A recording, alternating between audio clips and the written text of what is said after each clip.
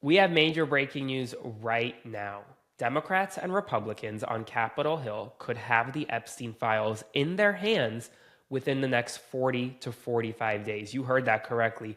Things are moving fast on Capitol Hill right now. I just spoke with Congressman Robert Garcia, who essentially told me that after last night's vote in the subcommittee of the House Oversight Committee, which 3 Republicans joined every Democrat to vote for this to subpoena the Epstein files, James Comer, the chairman of the committee, the Republican chairman, is full steam ahead. It's a bipartisan effort at this point. Chairman Comer will be issuing a subpoena potentially in the next few days.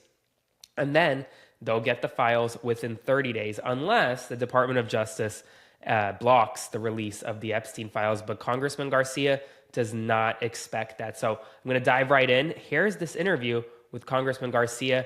The Epstein files are coming, and they're coming fast, and there's nothing Donald Trump can do about it.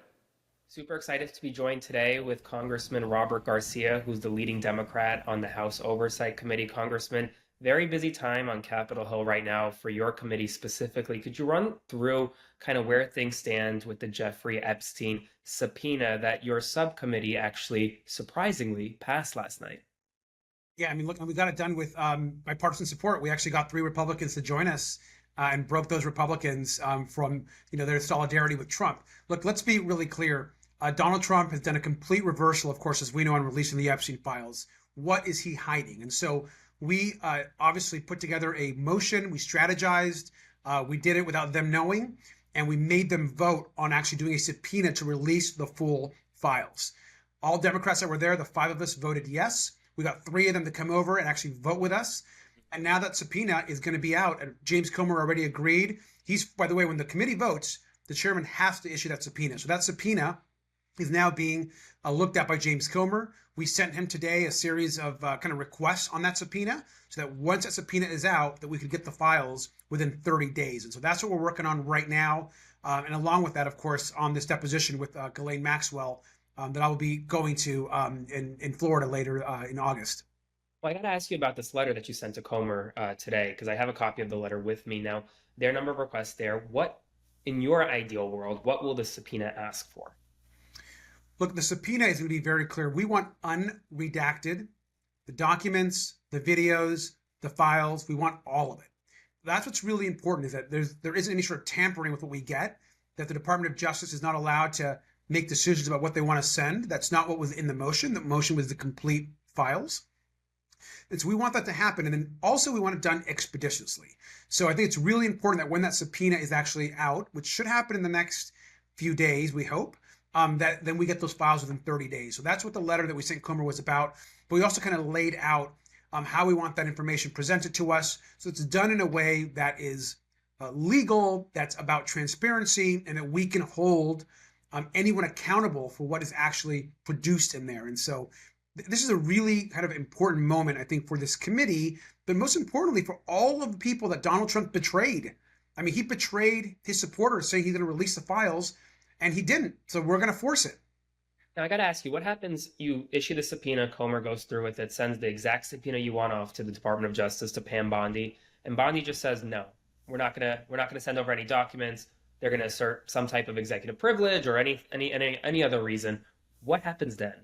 Look, I think we're not there yet, and we don't expect that or want that to happen. Of course, I mean, a subpoena is a binding document they have got to respond to, and so obviously that the courts at that point would be involved. But we expect them to honor the subpoena, as every president has honored subpoenas from Congress in the past.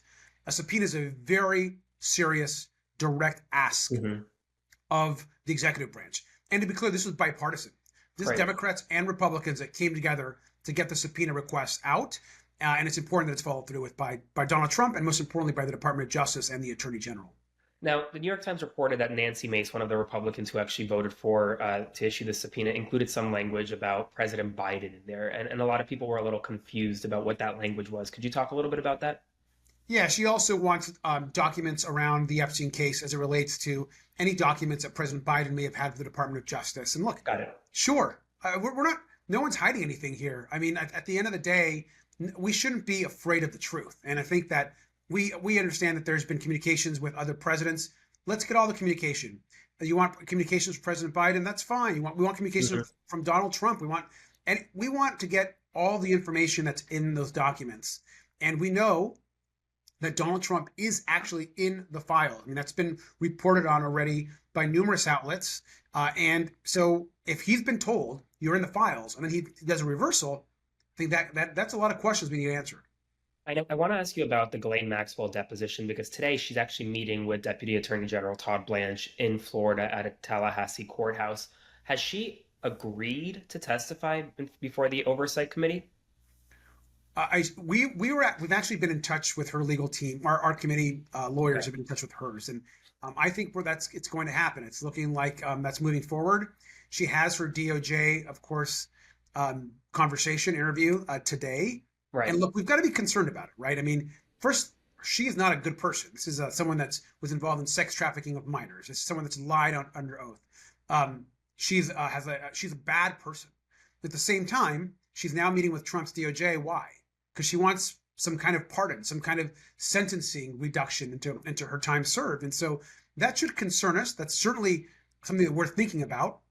And the only way to corroborate what she says to us in her deposition is going to be to actually have those files so that we can take what's in the files and documents and corroborate that with what she's actually saying to us, so that we ensure that what she's saying is not just lies or things that she's saying to actually get a lesser sentence from Donald Trump. And so all of that is important and a bigger piece of what we're trying to do.